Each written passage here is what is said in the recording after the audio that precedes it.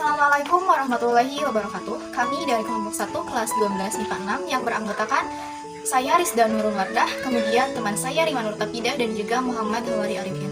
Di sini kami akan mempresentasikan sebagian dari materi perkembangan Islam di Nusantara. Secara geografis, Situasi dan kondisi geografis pra-Islam. Letak geografis Indonesia berada pada di antara dua benua, yaitu benua Asia dan Australia. Sedangkan letak astronomisnya berada pada 6 lintang utara, 11 lintang selatan, dan 95 bujur timur sampai 141 bujur tengah. situasi dan kondisi keyakinan pra-Islam. Sebelum agama Islam masuk ke Indonesia, berbagai macam agama dan kepercayaan seperti animisme, dinamisme, Hindu, Buddha telah dianut oleh masyarakat Indonesia bahkan pada abad ke-7 sampai 12 Masehi. Di beberapa wilayah kepulauan Indonesia telah berdiri kerajaan-kerajaan Hindu dan Buddha. Islam masuk ke Indonesia melalui dua jalur, yaitu jalur utara dan jalur selatan. Daerah pertama dan kepulauan Indonesia yang dimasuki Islam adalah pantai Sumatera bagian utara. Berawal dari itulah Islam mulai menyebar ke berbagai pelosok Indonesia, yaitu wilayah-wilayah Pulau Sumatera, Pulau Jawa, Pulau Sulawesi, Pulau Kalimantan. Situasi dan kondisi perekonomian pra-Islam. Perekonomian pada saat pra-Islam di Indonesia sangat bagus karena tempat kepulauan Nusantara pada saat itu merupakan tempat strategis jalur perdagangan antara Asia Eropa selain jalur Turki dan Arab Cina, sehingga menjadi tempat singgah maupun berdagang yang paling bagus karena populasinya banyak dan juga menjadi tempat pembelian rempah-rempah terbaik pada masanya sebelum kompeni mendarat di Kepulauan Nusantara. Situasi dan kondisi politik pra-Islam. Masalah politik adalah segala sesuatu yang berhubungan dengan kekuasaan, pemerintahan, lembaga-lembaga, dan proses-proses politik, hubungan internasional, dan tata pemerintahan. Kedatangan Islam di berbagai daerah Indonesia tidaklah sama. Demikian pula kerajaan-kerajaan yang didatangi mempunyai situasi politik dan sosial budaya yang berlainan. Selain kerajaan Sriwijaya mengembangkan kekuasaannya di abad ke-7 dan 8, Selat Malaka sudah mulai dilalui pedagang-pedagang muslim dalam pelayarannya ke negeri-negeri Asia Tenggara dan Asia Timur. Situasi dan kondisi kesenian dan sastra pra-Islam. Dalam bidang seni, juga dijumpai proses akulturasi seperti kesenian wayang Jawa. Wayang merupakan kesenian tradisional suku Jawa yang berasal dari agama Hindu. Proses Islamisasi tidak menghapuskan kesenian ini, melainkan justru melengkapinya, yaitu memberikan warna nilai-nilai Islam di dalamnya.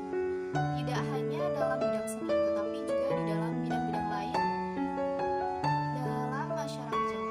Menuju pada pembahasan berikutnya, yaitu proses Islamisasi Islam di Nusantara, memiliki 4 teori yang berbeda-beda.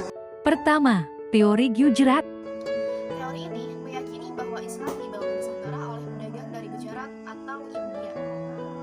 Kaum saudagar Gujarat datang melalui Selat Malaka dan menjalin kontak dengan orang-orang lokal di bagian Nusantara, yang kemudian melahirkan Kesultanan Samapasai sebagai kerajaan Islam pertama di Indonesia. Salah satu bukti yang mendukung teori ini adalah ditemukannya makam Malik As-Soleh dengan angka 1297. Dikutip dari buku Arkeologi Islam Nusantara tahun 2009. Karya Uka Chandra Sastra, corak buku nisan Sultan Malik As-Soleh memiliki kemiripan dengan corak batu nisan Tanjung. Selain itu, hubungan dagang antara Nusantara dengan India telah lama terjalin. Kedua, teori Arab. Teori yang kedua yaitu teori Arab atau kelompok. Teori Arab didukung oleh J.C. Butler, Anthony H. Jones, T.W. Arnold, hingga Abdul Malik Karim Abdullah atau yang sering kita sebut sebagai Buya Hamka. Menurut Buya Hamka, Islam sudah menyebar di Nusantara sejak abad ke-7 Masehi. Hamka dalam bukunya berjudul Sejarah Umat Islam Masuk ke Nusantara.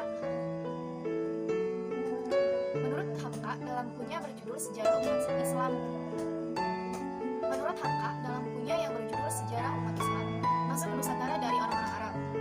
Bukti yang diajukan Hamka adalah naskah kuno dari Cina yang menyebutkan bahwa sekelompok bangsa Arab telah bermukim di kawasan pantai barat Sumatera pada 625 Masehi.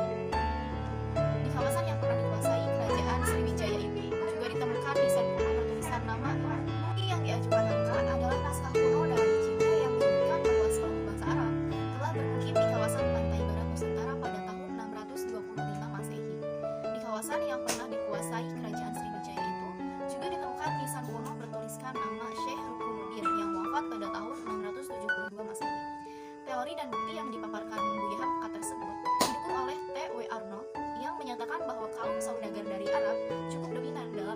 akses perdagangan ke wilayah Nusantara. Sebagian dari pedagang Arab tersebut kemudian menikah dengan warga lokal dan membentuk komunitas Muslim. Mereka bersama-sama kemudian melakukan kegiatan dakwah Islam di berbagai wilayah di Nusantara. Ketiga, teori Persia.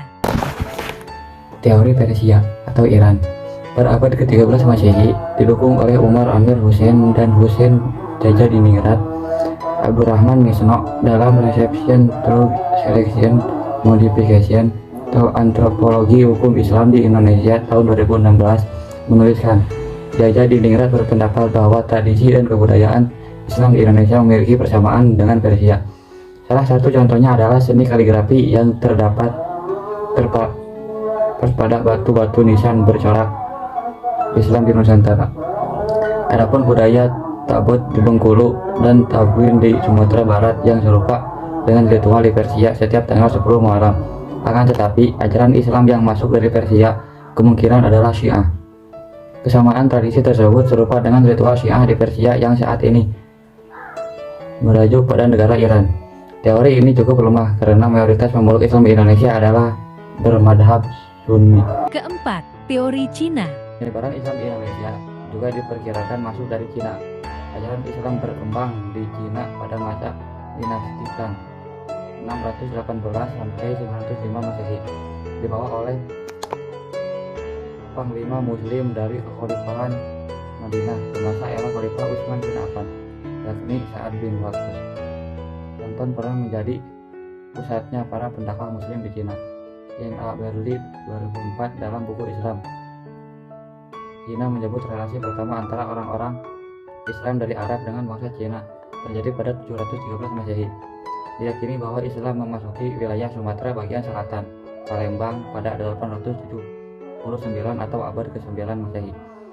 Bukti lain adalah banyak pendakwah Islam keturunan Cina yang punya pengaruh besar di Kesultanan Demak, kerajaan Islam pertama di Jawa.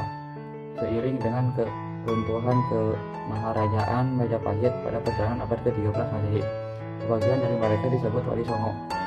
Dalam buku sejarah yang ditulis oleh Nama Supriyatna diungkapkan Kesultanan Demak didirikan oleh Raden Patah, putra Raja Majapahit, dari istri seorang perempuan asal Cina yang masuk Islam. Raden Patah yang memiliki nama Cina